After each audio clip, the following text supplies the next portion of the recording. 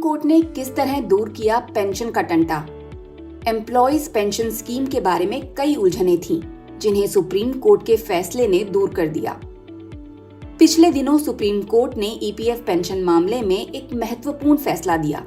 इसके मुताबिक ईपीएफओ यानी एम्प्लॉयज प्रोविडेंट फंड ऑर्गेनाइजेशन के जो भी सदस्य एम्प्लॉयज पेंशन स्कीम यानी ईपीएस के मेंबर हैं, वे पेंशन में अधिक योगदान कर सकते हैं। इसके लिए उन्हें कुछ शर्तों को पूरा करना होगा। इस मामले में कई उच्च न्यायालयों ने अलग अलग फैसले दिए थे, जिनसे काफी उलझन पैदा हो गई थी। लेकिन सुप्रीम कोर्ट के हालिया निर्णय ने पूरी तस्वीर साफ कर दी। सुप्रीम कोर्ट के फैसले में दो चीजें अहम हैं। पहली बात ये है कि सर्वोच्च न्यायालय ने 4 नवंबर 2022 के अपने फैसले में कहा कि जो भी लोग ईपीएफ में 1 सितंबर 2014 या उसके बाद शामिल हुए हैं, अगर उनका मूल वेतन 15,000 रुपए प्रति महीने से अधिक है, तो उन्हें ईपीएस का पात्र नहीं माना जाएगा। दूसरी अहम बात यह है कि पेंशन का हिसाब लगाने के लिए अधिकतम पेंशन योग्य वेतन अब भी 15,000 रुपए प्रति महीना है, जैसा कि 2014 में ईपीएफओ ने नोटिफाई किया था। इसका मतलब ये है कि भले ही मूल वेतन 15,000 रुपए से अधिक हो, पेंशन में नियोक्ता यानी कंपनी के योगदान की गणना 15,000 रुपए के मूल वेतन पर जारी रहेगी। इस बारे में Luthra and Luthra law office India के पार्टनर संजीव कुमार का कहना है, सुप्रीम कोर्ट के फैसले से 2014 के एम्प्लॉयज पेंशन अमेंडमेंट से जुड़े सारे मसले हल हो गए। सर्वोच्च न्यायालय ने ईपीएफओ की 2014 की अधिकांश अधिसूचना को बरकरार रखा। साथ ही दिल्ली, राजस्थान और केरल के हाई कोर्टों के नजरिए को खारिज करते हुए कुछ कर्मचारियों को एक मुश्त राहत भी दी है।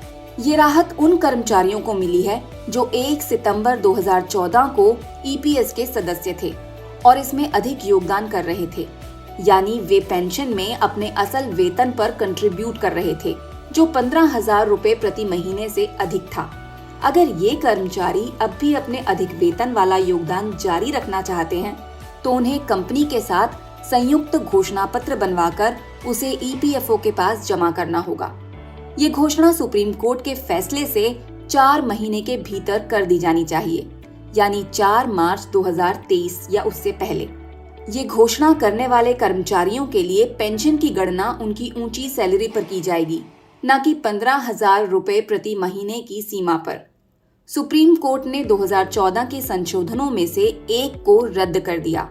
इसमें कर्मचारियों के लिए 15,000 रुपए प्रति माह से अधिक वेतन पर 1.16% का अतिरिक्त योगदान देना अनिवार्य था।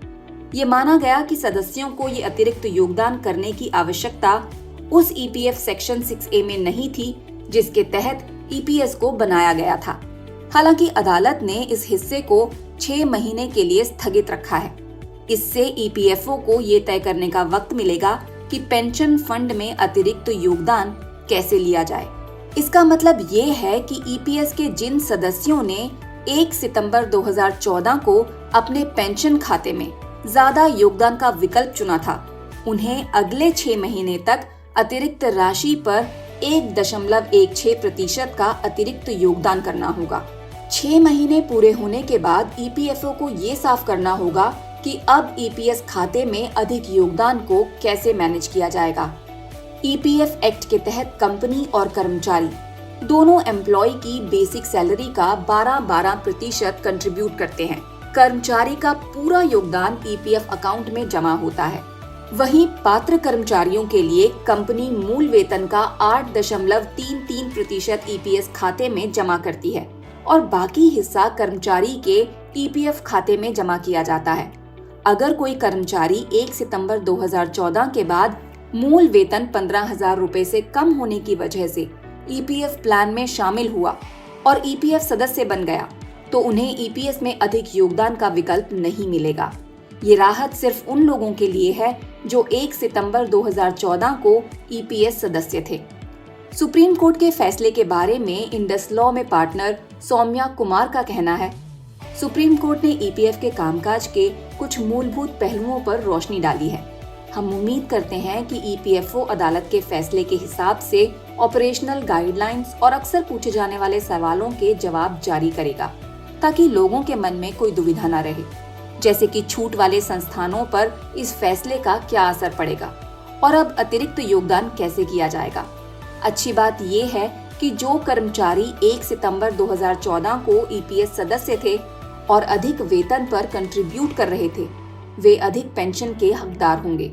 Luthra and Luthra law offices India के पार्टनर संजीव कुमार भी सुप्रीम कोर्ट के फैसले को कुछ कर्मचारियों के लिए बड़ी राहत बता रहे हैं। उनका कहना है, सुप्रीम कोर्ट ने न सिर्फ कर्मचारियों बल्कि सरकार का भी ख्याल रखा है।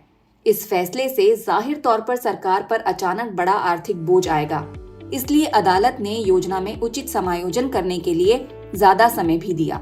संजीव फैसले की टाइमिंग को अहम बताते हैं। उनका कहना है, ऊंची महंगाई को देखते हुए कर्मचारियों का एक वर्ग दोनों हाथ फैलाकर इस फैसले का स्वागत करेगा। सुप्रीम कोर्ट के फैसले ने कई बिंदुओं को साफ तो कर दिया है, लेकिन ईपीएफओ के आधिकारिक बयान के बाद ही तस्वीर पूरी तरह से स्पष्ट होगी कि फैसला लागू कैसे किया जाएगा।